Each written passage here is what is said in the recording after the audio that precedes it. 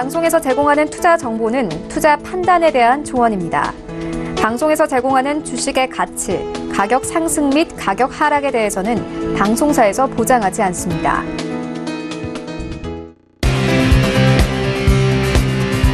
슈퍼스탁 발굴 프로젝트 글로벌 슈퍼스탁의 김인아입니다. 국제유가가 또 한 번 폭락했습니다. 원유의 수요와 공급 간의 불균형이 감지되고 있기 때문인데요. 최근에 사우디와 미국 트럼프 대통령과의 관계를 보면 공급량은 유지될 전망인데 반해 수요량은 글로벌 경기가 둔화됨에 따라서 감소할 걸로 예상되고 있습니다. 국제유가의 하락은 언제쯤 안정세를 찾아가게 될까요? 월요일 글로벌 슈퍼스탁 지금 바로 출발해 보겠습니다. 저희 방송은요, 서울경제TV 홈페이지 그리고 톡스타 홈페이지를 통해서 함께 하실 수가 있습니다. cntv.co.kr, 톡스타.co.kr을 통해서 접속해 보시기 바랍니다. 참고로 본 방송에서 제공하고 있는 정보는 투자 판단에 대한 조언일 뿐 주식의 가치나 수익률을 보장하고 있지 않습니다. 저희 서울경제TV는 자본시장법을 준수하여 일대일 투자 상담, 유사수신행위, 무인가 영업행위, 불법 대여기 정보 및 가입권유 등 모든 불법 사항들 엄중하게 금지하고 있습니다. 네, 출발하기 이전에 시장 동향부터 체크해 보도록 하겠습니다. 네, 먼저 국내 증시로 가보도록 하겠습니다. 이 지난주 코스피는요, 2100선 위로 올라오지 못하고 지지부진한 흐름을 보여줬습니다.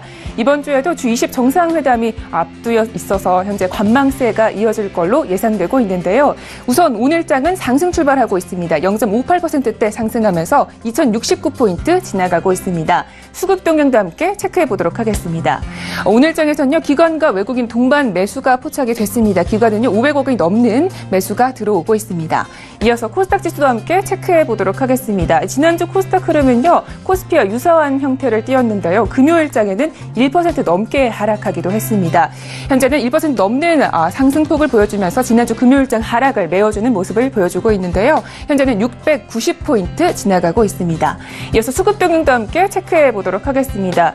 오늘장은요, 기관이 다시 한번 60억 원대 매도가 나오고 있습니다. 이로써 기관은 19거래일째 연속 매도를 펼치고 있습니다. 이어서 해외선물지수 함께 따라가 보도록 하겠습니다. 먼저 나스닥 지수입니다. 현재는 0.33%대 상승하고 있습니다. 6,552포인트 지나가고 있고요. S&P 500 지수도 함께 확인해 보도록 하죠. 0.27%대 상승 중인데요. 2,636포인트 지나가고 있습니다. 이어서 달러 인덱스입니다. 유럽 경제 지표가 부진하고 유가가 급락하면서 달러 수요는 늘어나는 추세입니다. 현재는 96.9포인트까지 올라왔습니다. 이어서 골드지수 함께 보도록 하겠습니다. 현재는 0.02%대 소폭 오르고 있는데요. 1223달러에서 거래 중입니다. 마지막으로 크루드 오일입니다. 지난 23일 폭락한 이후에 50달러대에 머물고 있습니다. 현재는 50.76달러에서 거래 중입니다. 네, 계속해서 중국 시장으로 가보도록 하겠습니다. 지난 주말 금요일장 마감 상황에 대해서 알려드릴 건데요. 현재 상해 종합지수가요, 2% 넘게 폭락을 했다고 하는데 이 부분은 미국이 중국의 대표 통신 장비 업체죠. 화웨이의 경계감을 드러내면서 지수가 부진했던 것으로 해석이 되고 있습니다. 2.49%대 밀렸고요. 2,579포인트에서 마감했습니다. 항생지수도 함께 확인해 보도록 하겠습니다. 항생지수 역시 밀리면서 마쳤는데요. 0.35%대 밀렸고요. 25,927선에서 마감했습니다. 이어서 9시 기준으로 암호화폐 시세 확인하겠습니다.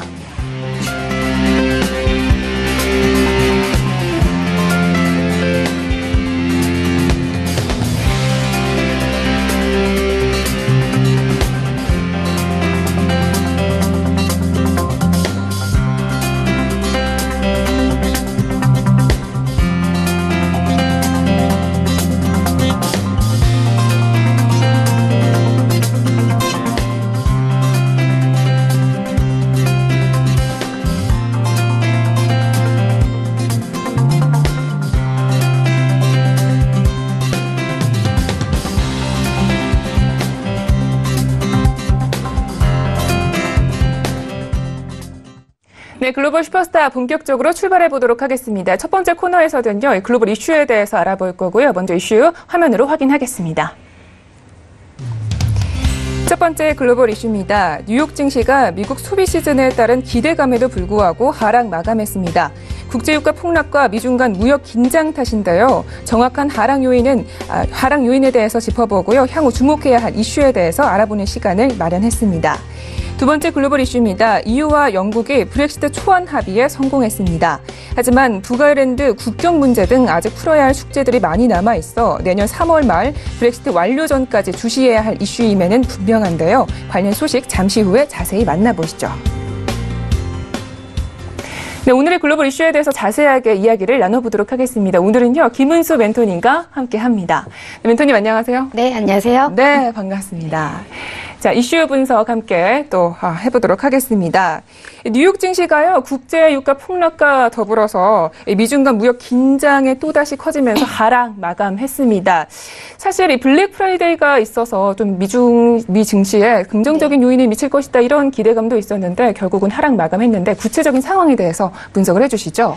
네, 그렇습니다. 지금 전날 뉴욕 증시가요, 오펙 회의를 앞두고 이 글로벌 공급 과잉 우려가 지속되고 이 글로벌 경기 둔화에 대한 원유 수요 감소 우려가 커지면서 유가가 폭락을 했습니다. 또한 미국이 독일과 일본 등의 주요 우방국에 이 중국 화웨이 통신 장비를 웬만하면 사용하지 말아라라고 설득을 하고 있다는 이런 보도가 나오면서 이 미중 간에 지금 무역에 대한 이 긴장이 좀 다시 한번 고조가 되고 있는 상황입니다. 그로 인해서 지금 뉴욕 증시가 하락 마감을 했죠. 특히나 대형 기술주들이 다시 하락세를 보이면서 지수 하락을 조금 더 주도를 했다라고 볼 수가 있는데 일명 이 빵주라고 합니다. 지금 페이스북 그리고 아마존 그리고 애플, 넷플릭스, 알파벳 등 모두 큰 폭으로 밀려나는 모습을 볼 수가 있었습니다. 특히나 시총 1위 애플은요, 이날까지 하락하는 모습을 보이면서 이 전고점 대비 무려 25%나 하락한 채 마감을 했습니다. 이 다음 달 제가 지난주에 지금 이 시간에서 좀 미리 다시 한번 말씀을 드렸지만요. 지금 22일이 미국 추수감사절이었고요. 23일이 블랙 프라이데이가 시작됐습니다. 미국에서 가장 바쁜 쇼핑 기간이다라고 보시면 좀 쉬우실 것 같은데요. 사실상 우리나라는 이 365일 세일을 합니다. 2월 상품이네 뭐네 하면서 좀 365일 세일을 하는 모습을 볼 수가 있는데 이 미국은 한정돼 있는 기간에서 아주 저렴하게 제품을 살 수 있기 때문에 이 블랙 프라이데이 기간 동안 매출이 이 블랙 프라이데이의 이후 이 미국 뉴욕 3대 지수 주요 지수의 운명을 좌지우지할 정도로 굉장히 큰 이러한 이슈다라고 보실 수가 있습니다. 지금 온라인과 오프라인 쇼핑에 지금 나선 소비자들이요, 무려 지금 2억 명이 넘는 것으로 추산이 되고 있는 상황입니다. 물론 글로벌 소비 기대는 좀 유지되고 있지만 이런 미중 무역 갈등, 이러한 악재들이 좀 지속적으로 이루어지고 있기 때문에 이 시장의 투자 심리를 되살리기에는 조금 역부족이었다라고 이제 보이면서 하락 마감을 한 것으로 보입니다. 이 미중 무역 분쟁에 대해서는요, 이 도널드 트럼프 미국 대통령과 시진핑 중국 국가주석이 이달 말 아르헨티나 부에노스아이레스에서 열리는 이 G20 정상회담 기간 중에 이 별도로 양자 회담이 지금 예정되어 있는 상황입니다. 하지만 지금으로 봐서는 이 극적인 무역 합의를 어떻게 이끌어낼 것이다라는 이런 가능성은 사실상 크지 않기 때문에요. 이런 이 지수에 대한 매매 전략은요, 이 매매 가이드 시간에서 말씀드리도록 하겠습니다. 네, 알겠습니다. 결국 시장은 블랙 프라이데이보다는 이 G20 정상회담에 좀 주목을 하고 있다, 이런 말씀이신 것 같습니다. 자, 그런데 사실 블랙 프라이데이를 맞이해서요, 유통업체들이 또 파격 할인 행사를 준비하고 있다, 이런 소식들이 들려오고 있는데요. 어떤 소식인지 자세하게 들어볼까요? 네, 맞습니다. 지금 추수감사절 오후부터요, 이 사이먼 먼데이까지의 기간은 미국 최대의 온라인 쇼핑 시즌입니다. 즉 블랙 프라이데이는 이제 오프라인을 이제 일컫는다면 이 사이먼 먼데이는요, 이제 온라인에서 쇼핑을 하는 그런 것을 일컫는데, 즉 오프라인 이외에도 온라인의 쇼핑이 지금 상당히 어마어마한 이 상황입니다. 실제 아마존 등의 온라인 유통업체들은요, 이 블랙 프라이데이와 사이먼 먼데이를 겨냥해서 파격적인 할인을 준비하고 있습니다. 또한 지금 미국 내 오프라인 유통업계의 공룡이다라고 불리는 이 월마트와 타깃도 좀 여기에 가세할 전망인데요. 이 블랙 프라이데이에 대해서 제가 이제 짧게 설명을 조금 해드리자면, 원래 이 말은요, 미국 동부에 있는 있는 이 대도시죠. 필라델피아에서 나온 말입니다. 굉장히 역사가 있는 그러한 말이다라고 볼 수가 있는데 1950년대 사람들이 이 추수감사절을 보내고 난 다음에 이제 물건을 사려고 대도시인 필라델피아로 이제 몰려들면서 뭐 교통이 마비가 되고 혼잡스럽기 때문에 이제 경찰들이 이제 쉴 수 없이 혼잡한 상황을 빗대어서 이 블랙 프라이데이, 즉 검은 금요일이다라고 이렇게 부르기 시작했습니다. 또한 언론과 이 상인들 사이에서는 회계장부가 흑자로 기록되는 날이다라고 이러한 의미로 쓰이고 있다고 하는데요. 워낙 이 시즌에 정말 물건을 싸게 팔고 있습니다. 그렇기 때문에 이 전날부터 상점 앞에서 진을 치고 있는 거는 예사고요. 이 가게 문이 열리자마자 이 원하는 상품을 매대로 이 후다닥 달려가는 이러한 모습이 미 전역에서 다 볼 수가 있습니다. 이 관련 업계의 전망을 보면요. 이 추수감사절인 22일부터 5일간이죠. 약 1억 6천 명이 쇼핑에 나설 것으로 보이고 있는데요. 그러니까 지금 미국인 가운데 절반가량이 물건을 산다라고 보시면 됩니다.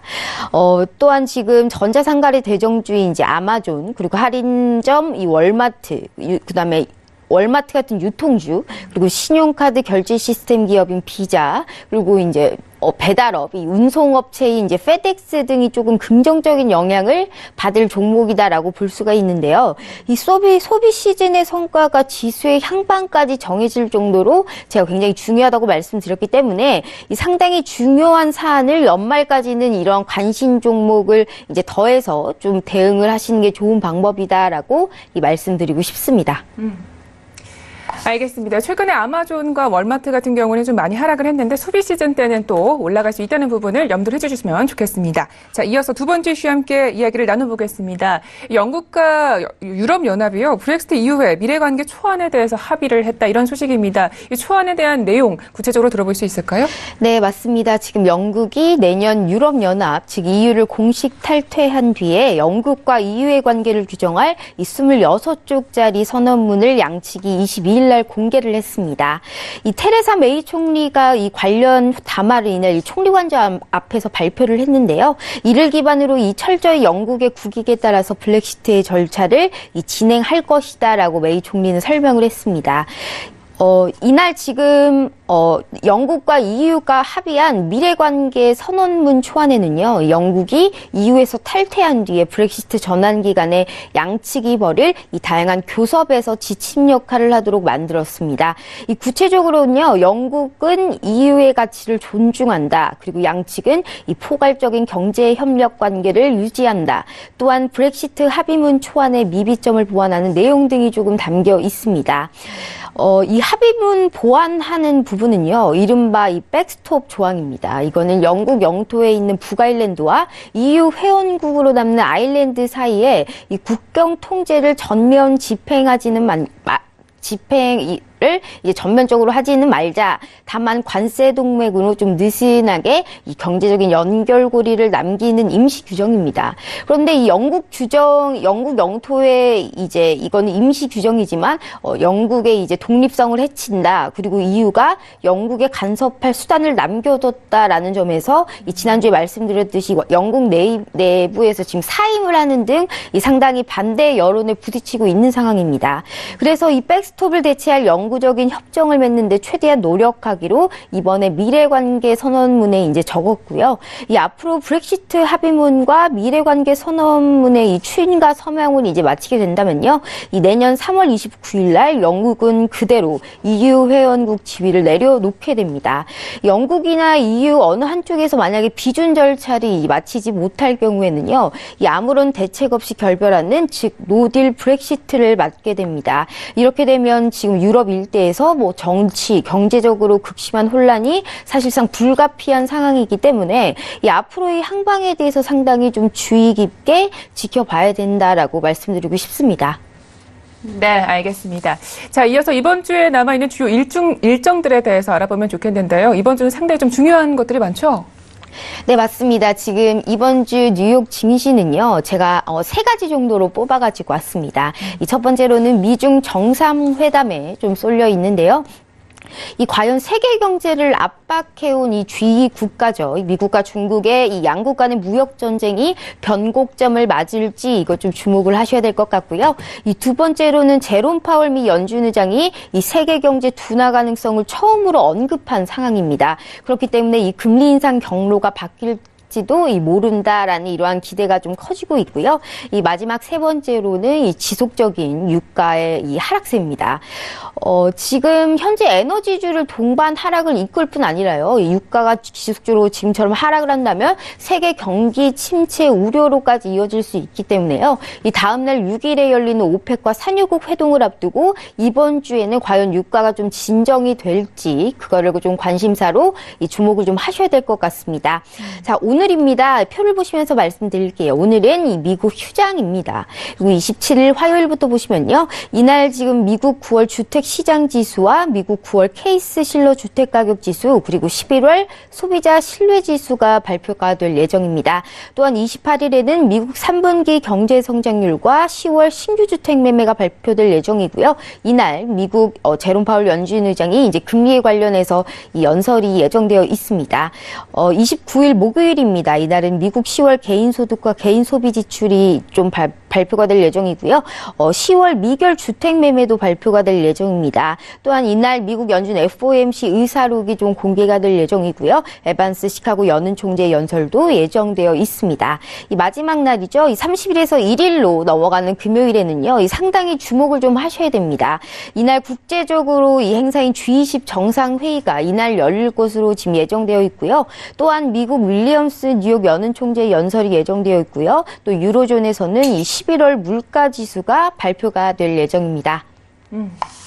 알겠습니다. 이렇게 해서 주요 일정까지 모두 알아봤습니다. 자, 본격적으로 매매 전략 시간으로 가볼 텐데요.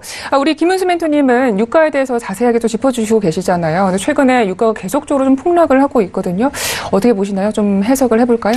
네, 맞습니다. 우선 지금 제 차트를 좀 보시면서 말씀을 드릴게요. 현재 지금 이 크루드 오일 일봉입니다. 지금 지난주 금요일장에서는 이 원유 초과 공급 우려로 인해서 또다시 폭락세를 연출을 했습니다. 이 WTI는 주간 기준으로 현재 지금 7주 연속 하락세인데요. 이 오펙의 회동 전망에 잠시나마 조금 이제 낙폭을 좀 줄였습니다. 낙폭을 지금 줄였지만 첫 번째가 지금 좀 다시 한번 이 기대감이 좀 사라지면서 낙폭이 커진 상황입니다. 지금 유가가 급락을 하는 건요. 지금 크게 두 가지 이유로 보시면 됩니다. 첫 번째가 이란 제재 완화 그리고 카슈크지 사건에 이 사우디에게 면죄부를 준 미국이 공조하는 증산이고요. 이 두 번째로는 기록적인 천연가스 재고 부족으로 미국 자체 셰일 생산을 늘리다 보니까 이 원유까지 초과 공급이 벌어지고 있는 상황입니다. 한마디로 이 천연가스를 뽑아 올리면요, 오일과 같이 올라갑니다. 같이 뽑힙니다. 그렇기 때문에 천연가스만 뽑을 수가 없단 말이죠. 그럼 유가의 가격은 내려가고 천연가스는 이 가격이 올라가는 그런 현상이 발생을 하는데 지금 차트를 한번 보시게 되시면요. 지난번 하락 목표치인 이 두 번째 라인이죠. 이 52.15를 가볍게 이탈하면서 급락이 나온 모습을 볼 수가 있습니다. 이 현재 지지 라인은요. 50.00입니다. 이 아래 저점으로 보이는 이 50.00인데 만약에 이 50달러를 이제 지켜낼 수 있을지가 굉장히 지금 중요한 상황입니다. 이제 최소 이 세 번째 라인이죠. 이 세 번째 라인에 53.40 이상 반등을 하지 못한다라고 했을 때는 이 추세 상승으로 돌려내지 못할 가능성이 높기 때문에요. 이 오펙의 회동 전까지는 조금 하락세가 지속될 것으로 예상이 되고 있습니다. 현재 지금 아래 저점에 보이는 50달러가 만약 여기에 깨진다라고 했었을 때는 이 크게 봤을 때 현재 지금 여기 47.30에 매우 탄탄한 지지 라인이 조금 하나 있습니다. 그렇다면 여기까지 조금 하락할 가능성을 염두해야 되면서 현재 지금 좀 매도 대응으로 이제 플레이를 좀 하시라라고 권고해 드리고 싶습니다. 이어서 나스닥 말씀드릴게요. 현재 네, 나스닥 일봉입니다. 지금 휴장으로 인해서 선물의 경우는요. 지금 2거래일 연속 한산한 거래량 보이고 있습니다. 일단은 지금 선물 기준으로요. 6,435포인트까지 현재 이 두 번째 라인이죠. 6,435포인트까지 조금 계속 밀릴 것으로 보이고 있고요. 일단 미국의 PMI 지표 등이 지금 좋지 않은 상황에서 이 지속적인 유가 하락은 S&P 500 지수 영향에 많이 미치지만요. 이 기술주 역시도 미 증시 하락과 유동성 관계가 굉장히 깊은 상태이기 때문에요. 영향을 좀 계속 받고 있다라고 볼 수가 있습니다. 이 나스닥 역시 현재 지금 아래에서 지금 네 번째 라인이죠. 현재 지금 6,700포인트에서 안착을 여기를 하기 전까지는요. 추세를 돌렸다라고 할 수가 없는 상황입니다. 그렇기 때문에 반드시 이 구간 밑에서 매수 대응은 조금 자제하시라라고 말씀드리고 싶고요. 매수 대응은 자제하고 이 매도 대응 위주로 좀 진행을 하시라라고 말씀드리고 싶습니다. 또한 이 두 번째 현재 지금 저점에 있는 6,435포인트가 깨진다면 역시 강력한 지지 라인인 이 윗 상단에 있는 6,315포인트까지 밀릴 수 있다라고 보시고 대응을 좀 하시길 바랍니다. 네, 알겠습니다. 결국은 두 종목 모두 하방 압력이 더욱더 강하다는 부분을 좀 짚어주셨습니다. 자, 이렇게 해서 글로벌 이슈 앤 가이드는 여기까지 이야기 듣도록 하겠습니다. 멘토님 오늘도 말씀 고맙습니다. 네, 감사합니다.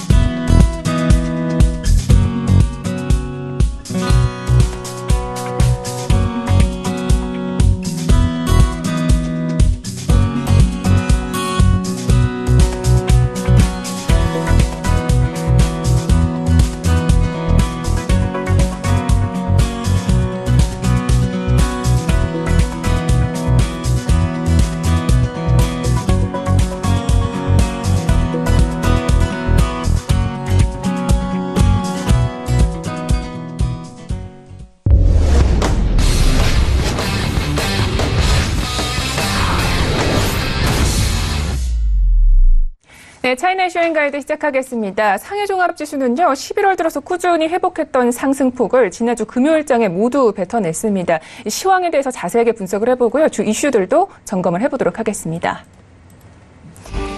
첫 번째 차이나 이슈입니다. 지난 24일 진행된 대만 선거는 집권당인 민주진보당의 참패로 마무리됐습니다. 대만 독립을 외치던 민주진보당의 패배 원인은 무엇인지 잠시 후 자세히 알아봅니다.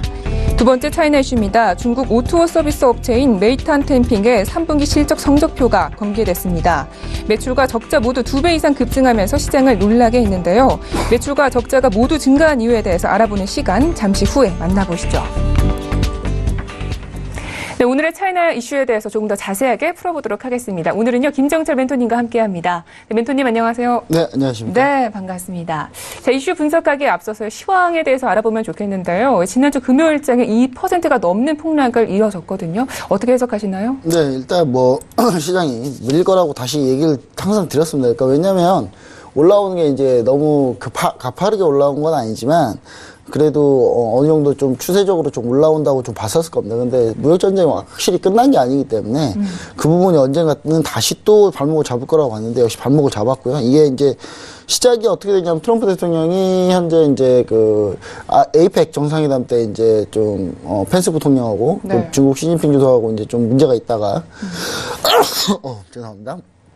그리고 이제 그 상황에서 이제 바로 벌어지는 게 어떤 거냐면 트럼프 대통령이 이제 중국의 이제 화웨이 통신 장비를 쓰지 말라고 여기저기 각 나라에 이제 주문을 하기 시작하면서 이제 푸시를 하기 시작하면서 이게 좀 불거졌는데요.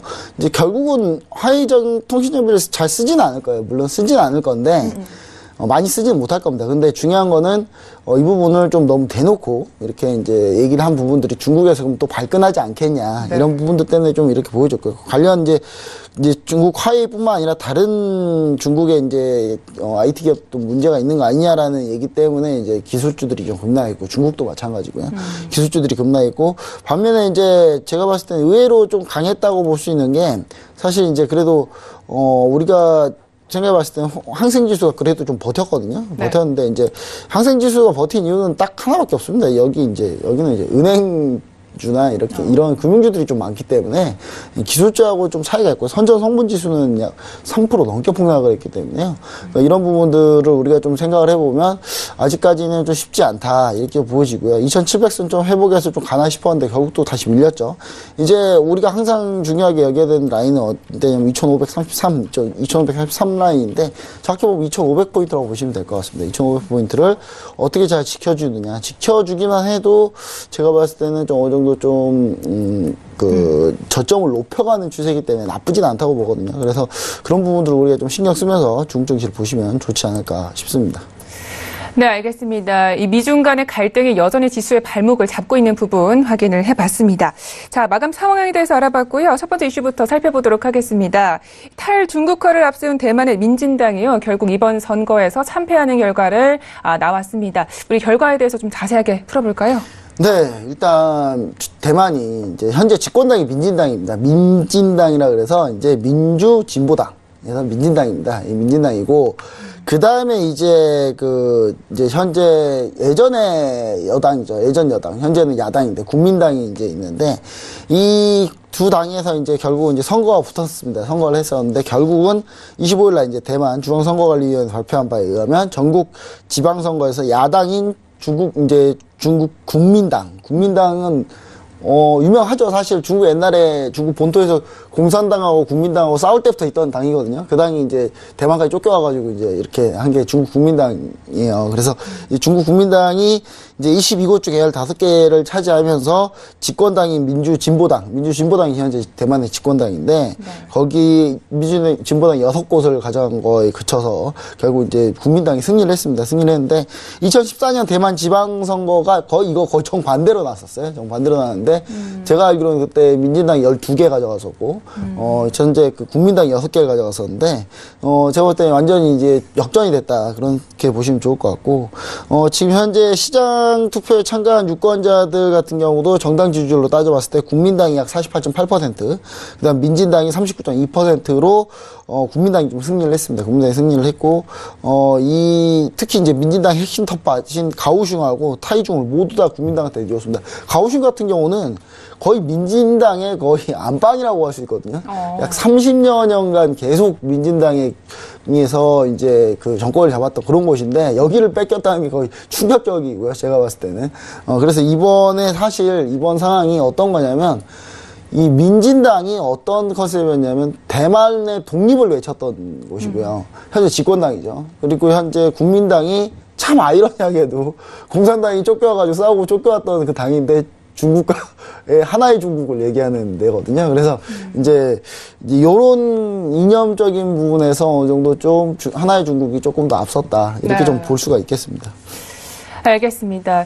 사실 지난번 선거에서요, 이 민진당이 이길 수 있었던 이유는 사실 쯔위 사건이 좀 영향이 있지 않았습니까? 네. 이번에도 좀 지지율 관련한 국민 선거가 있었기 때문에 민진당이 좀 유리하지 않을까 이런 예상이 되었었는데 실패로 끝난 것 같습니다. 이렇게 되면서 대만의 독립은 좀 물 건너갔다고 판단을 해야 할까요? 사실 대만의 독립은 쉽지 않을 건 뭐 당연한 거겠죠. 왜냐하면 대만의 독립을 인정하거나 도와주면 결국 또 스페인부터 시작해서 다 엮여 있어요. 전부 다. 그럼 여기도 다 도와줘야 되고, 결국 스코틀랜드도 독립해야 되고, 그렇기 때문에 쉽진 않은데. 일단 사실 이번 지방선거 같은 경우는 이제 지방선거뿐만 아니라 현 정부하고 집권당하고 이제 대만 독립과 관련된, 이제 대만 독립과 관련된 국민투표도 같이 진행을 했습니다. 국민투표도 같이 진행을 했는데, 지난번 이제 총통 선거 때는 되게 재밌었던 게 이제, 민주당이 사실 이제 엎치락뒤치락 하고 있었을 때 이제 트와이스 찌위 사건이 터지면 찌위가 이제 묵기도에서 이렇게 대만 국기 하나 든든 거 가지고 그거 가지고 이제 갑자기 내부적 결속이 다져지더니 그걸 결국 총통선거에 승리를 했어요. 승리를 해가지고 민주당이 정권을 잡았는데 이번에도 금마장이라고 이제 대만의 영화제에서 이제 또 이걸 또 사건을 의도적으로 촉발시켰는지 어떨지 모르겠지만 이 사건이 또 나왔는데 이번엔 좀 달리지 않았나. 이번엔 좀 다른 걸로 달라졌는데요. 찬성 비율이 24.11%에 그쳤습니다. 그래서 거의 24.11%이기 때문에 이제 25% 넘어야 안건이라도 나오는데 그치면서 이제 결국 실패했고요. 이거 말고도 국민투표로 탈원전, 그 다음에 여러 가지가 있었거든요. 근데 탈원전 폐기 정책이 결국은 결국은 이제 국민투표에 찬성이 되면서 탈원전은 폐기됐고요. 이제 다시 원전으로 가자 이런 거죠. 네. 그리고 이번 선거에서 대만 현재 이제 중간평가라고 할 수 있는데 지금 전체적으로 전부 다 이제 민진당이 원하는 게 다 안 됐습니다. 다 안 되면서 제가 볼 때는 현재 집권당 민진당이 내년까지 쉽지 않을 것 같고요. 그리고 현재 중국과의 관계가 별로 안 좋은데 이번 상황이 벌어져서 결국 민진당도 계속 중국이랑 반목을 외칠 수는 없거든요. 지금 이렇게 왜냐하면 투표에서 졌기 때문에 그걸 그대로 예전 정책을 그대로 밀고 갈 수는 없어서 아마 제가 봤을 때는 중국하고 좀 관계가 다시 좀 다시 좋게 지내려고 좀 노력을 할 것 같고요. 중국은 이제 효율적인 대만 봉쇄 협정이 좀 성공했다. 제가 봤을 때는 대만, 중국 같은 경우는 하나의 중국 계속 외치면서 대만 유권자들한테 계속 너네는 우리랑 했을 때 너네 경제적으로 도움 받을 거야. 라는 얘기를 계속 하거든요. 지금 현재 대만이 실업률이 꽤 안 좋습니다. 꽤 안 좋은 상태이기 때문에 이 경제 쪽에 포커스를 맞춰서 중국이 파고들었거든요. 그러면서 이제 좀 이번 선거 결과 이렇게 이끌어낸 것 같고요. 중국의 경우 이제 대만이 독립을 원하시 계속 이런 패턴으로 계속 방어를 하지 않을까. 그러면 어느 정도 좀 대만이 경제적으로 아주 부유하고 잘 사는 상황이 되지 않으면 네. 중국과의 독립은 별로 생각하지 않을 거다. 뭐 이렇게 좀 생각하시면 좋을 것 같습니다. 네, 알겠습니다. 자, 이렇게 해서 첫 번째 이슈는 여기까지 분석을 해봤고요. 다음 이슈입니다. 중국의 대표적인 배달 어플인 메인탄템핑이요, 황당한 실적을 보여줬습니다. 매출도 2배 이상 급증을 했는데요. 현재 적자도 함께 2배 이상 급증을 했다고 합니다. 어떻게 된 건가요? 네, 메인탄템핑에 대해서는 제가 그 전에 이제 메이탄템핑 같은 경우는 그 전에 제가 상장하기 전부터 이거 소개를 해드렸죠. 이거랑 하이다리오 해가지고 곧 홍콩 주식 상장할 두 종목, 음식 관련 두 종목이 있다. 네. 그래서 그때 한번 예전에 여기서 설명을 해드린 적이 있었는데 메이탄템핑이 잘 상장을 했습니다. 잘 상장을 했는데 이제 실적을 발표했죠. 20일 날 이제 실적 발표가 나왔는데 3분기 메이탄템핑 매출이 약 191억 위안으로 전년 동기 대비해서 97.2%. 딱 거의 2배 올랐어요. 거의 2배 올랐고요. 근데 적자가 24억 6,400만 위안으로 지난해 3분기에 비해서 2배를 넘었죠. 158%니까 2배 반 정도 늘었거든요. 그러니까 매출은 늘었는데 적자가 어마어마하게 든 거죠.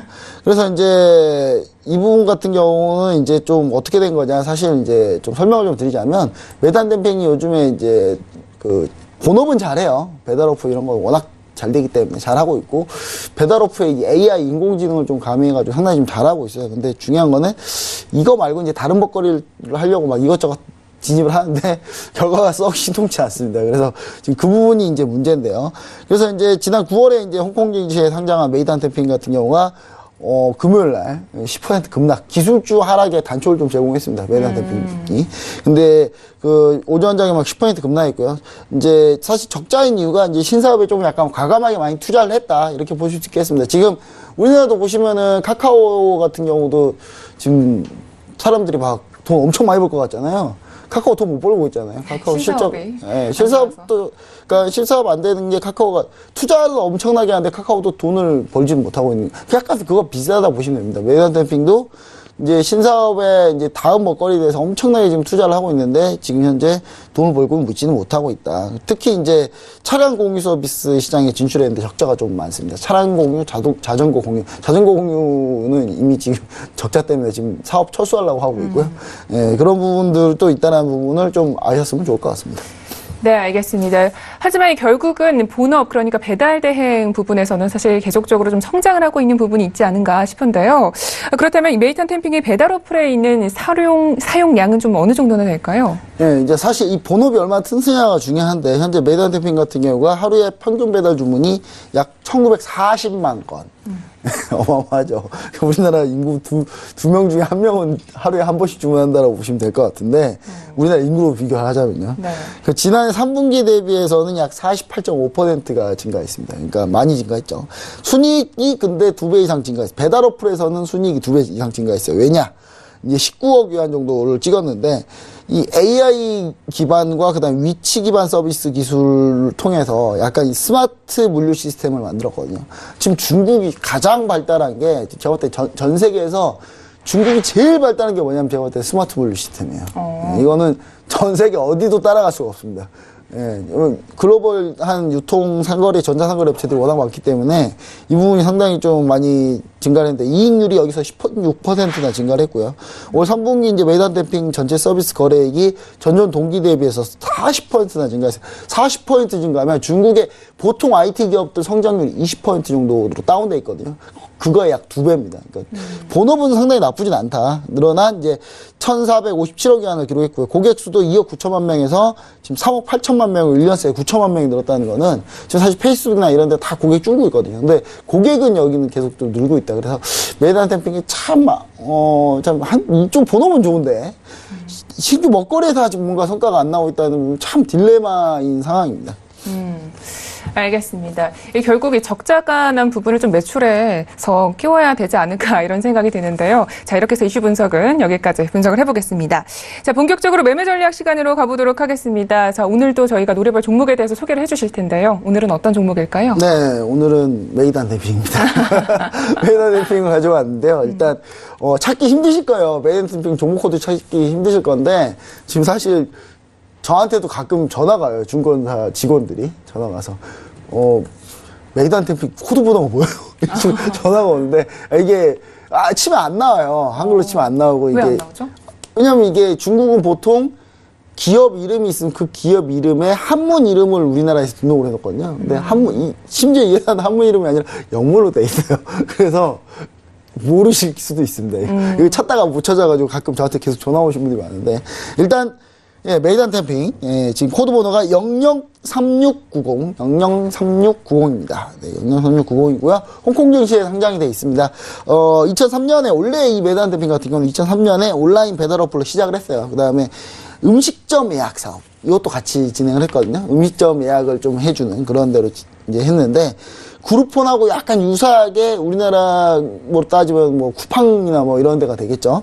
예, 유사하게 이제 할인 쿠폰을 많이 해가지고 이제 사업을 많이 진행을 했다가 지금은 이제 약간 2015년에 이제 생활 플랫폼인 다중댐핑이라는 곳과 합병을 하면서 이제 전반적으로 이쪽 오토 서비스 많이 하거든요. 근데 주요 사업은 이제 음식 배달, 그다음에 예약, 그다음에 기타 서비스 뭐 이렇게 있는데 요즘 카풀하고 이제 네. 공유 자전거, 모바이크를 인수하면서 예, 뭔가 진출했는데 별로 안 좋아요. 성과는 안 좋습니다. 일단 그렇지만 전체적으로 이 메이단 댐핑이 워낙 기대가 많아서 상장하자 지금 차트를 보시면은 9월에 상장하자마자 주가가 계속 밀려요. 공모가가 너무 높았어요. 너무 높아가지고 예, 너무 기대가 많았어요. 이쪽이 진짜 중국 특유의 서비스이기도 하고 왜냐하면 배달이 그렇게 융성화되어 있는 곳이 없거든요. 우리나라, 중국, 뭐, 아시아 문화권 정도지, 사실 미국 같은 경우 피자 배달 말고는 없거든요. 근데 지금 이제 중국 같은 게 특유의 문화이기도 하고 하다 보니까 상당히 좀 사람들이 많이 몰려서 공모가가 너무 높아서. 그때 메이단 댐핑이랑 그때 하이다리오 제가 소개해드릴 때 초마음에 절대 들어가면 안 된다. 지금 무역전쟁도 있기 때문에 처음에 절대 들어가면 안 된다고 얘기를 했는데 그 뒤로 쭉 밀렸습니다. 쭉 밀려가지고 현재 한번 쌍바닥 찍고 다시 바닥 확인하고 다시 가다가 실적 나오자마자 쫙 밀렸거든요.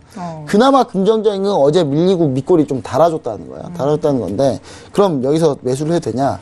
그건 아닙니다. 그래서 일단 매수가는 좀 우리가 좀 밑에서 기다리자고요. 입 벌리고 기다리고 계시면 됩니다. 이렇게 하면서 이렇게 빨리 와라.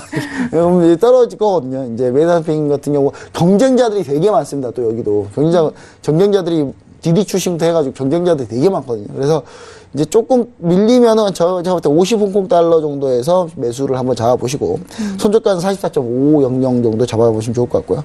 그다음 뭐 1차 목표가는 한 57 홍콩 달러 정도 잡으시면 좋을 것 같고요. 57이면 요 두 라인의 가운데 정도 되거든요. 이평선 모여있는 현재 라인. 그리고 2차 목표가는 이제 61 홍콩 달러. 이렇게 보시면은 좋을 것 같은데 최대 70달러까지 갈 수 있다고 봅니다. 공모가까지 해보갈 수 있다고 보니까 이 부분 좀 시간이 지금 무역전쟁이 좀 해결되고 시간이 좀 걸리면 사실 무역전쟁에 별로 피해를 안 입는 업종입니다. 안 입는 업종이긴 하지만 그래도 좀 이렇게 안전하게 트레이딩 하자면 제가 드린 가격대로 좀 대응하시면 아주 좀 좋은 가격대 대응이 되지 않을까 그렇게 생각을 해봅니다. 네, 알겠습니다. 단기적으로는 조금 더 밀릴 수가 있지만 그래도 50위안대에서부터는 다시 바닥을 찍고 올라갈 수 있다는 부분에 대해서 짚어주셨습니다. 오늘의 기업은요, 메인탄 템픽이었습니다. 이렇게 해서 차이내슈는 여기까지 이야기 나눌게요. 오늘도 말씀 고맙습니다. 네, 감사합니다.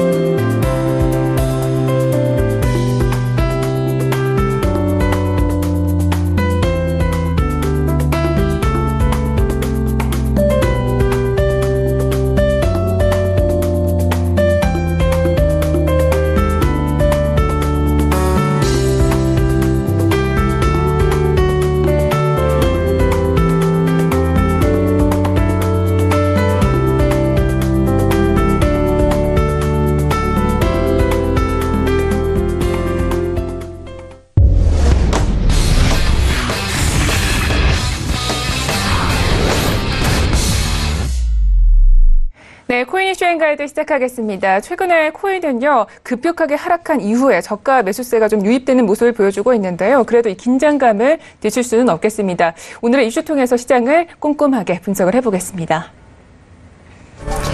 첫 번째 코인 이슈입니다. 지속적으로 추락하고 있는 암호화폐 시장을 두고 뉴욕타임즈가 그 하락 요인을 분석해 발표했습니다.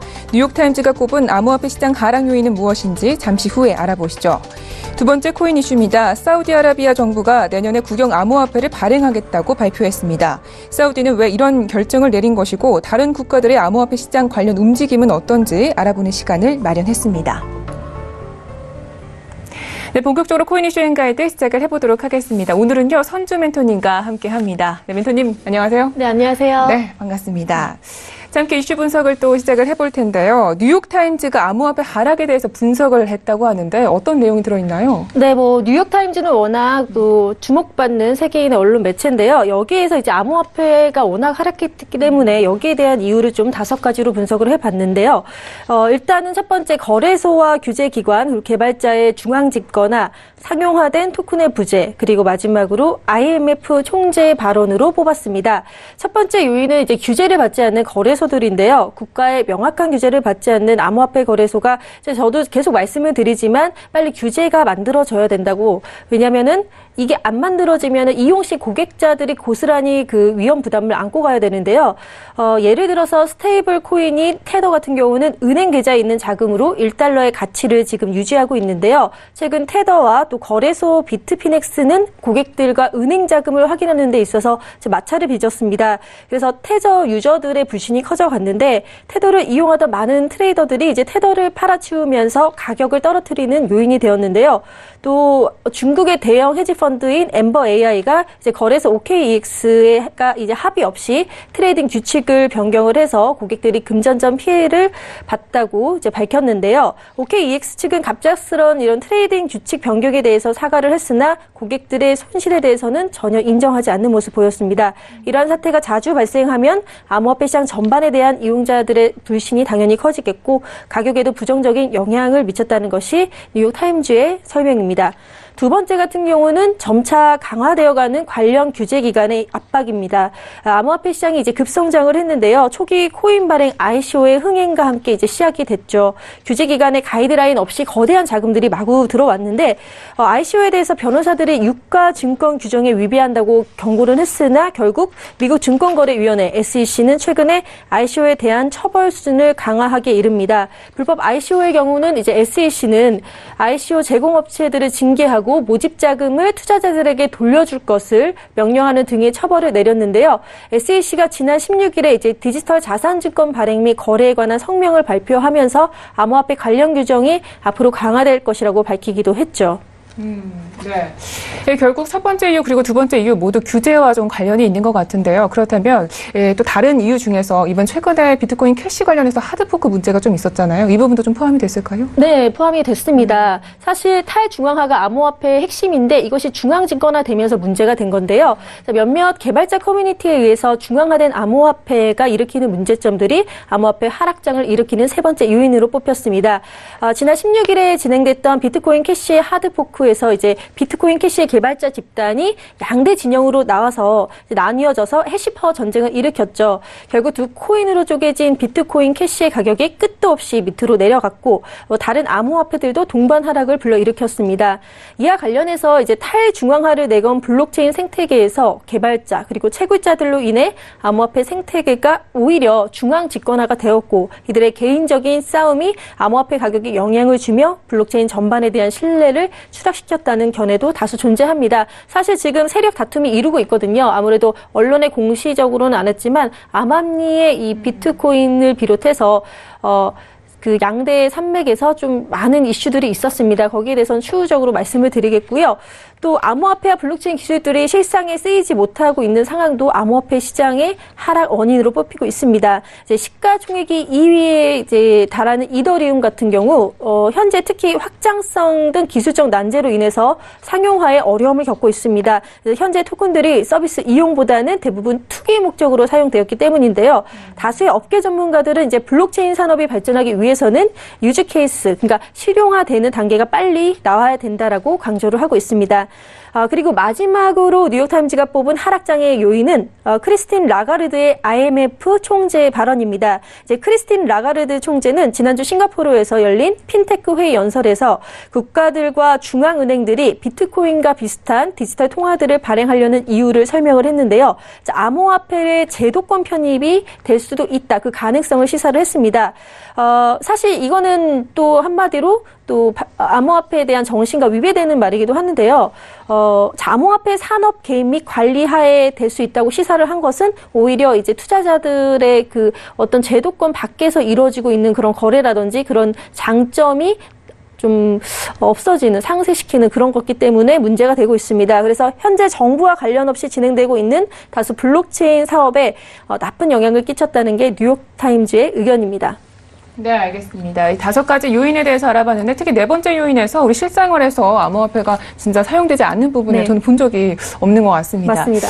네, 계속해서 다음 이슈도 함께 이야기를 나눠보도록 하겠습니다. 이 사우디아라비아가요 내년에 국영 암호화폐를 발행 계획하고 있다고 하는데요. 구체적인 내용을 좀 들어볼까요?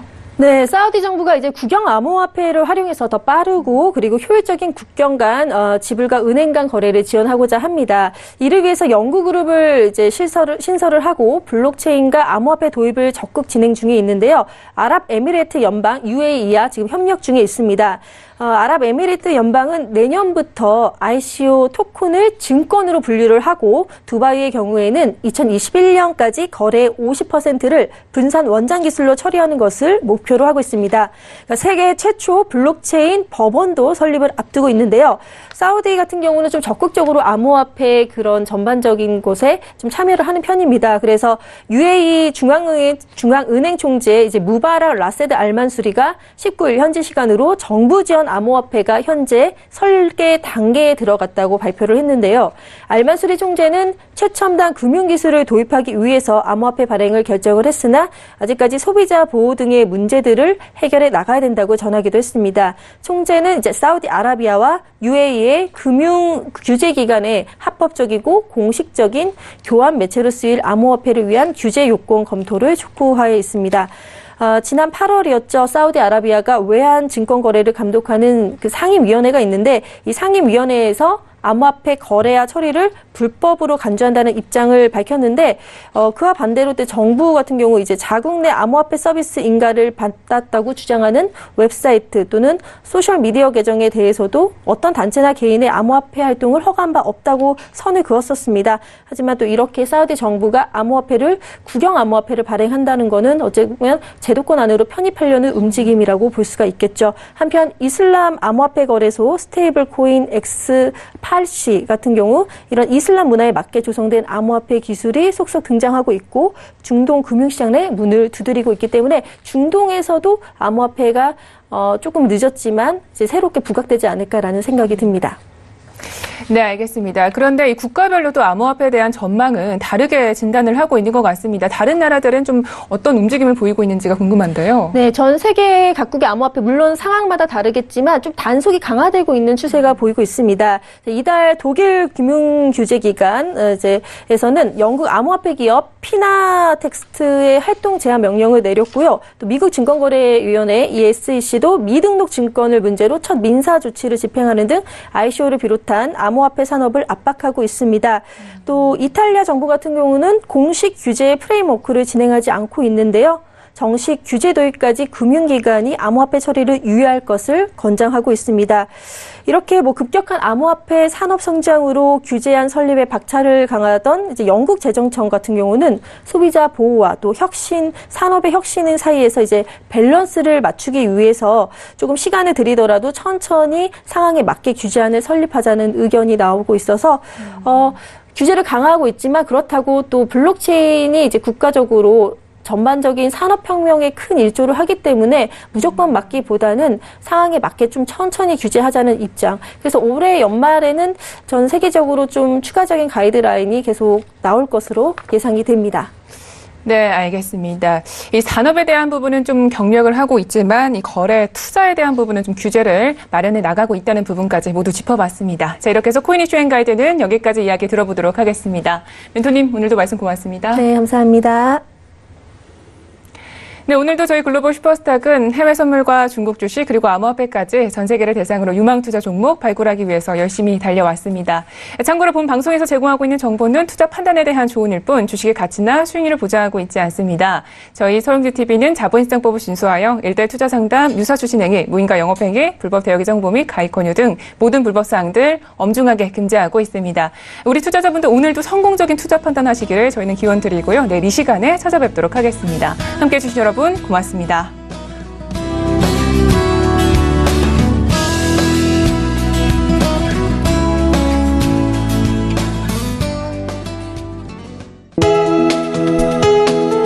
본 방송에서 제공하는 투자 정보는 투자 판단에 대한 조언입니다. 방송에서 제공하는 주식의 가치, 가격 상승 및 가격 하락에 대해서는 방송사에서 보장하지 않습니다.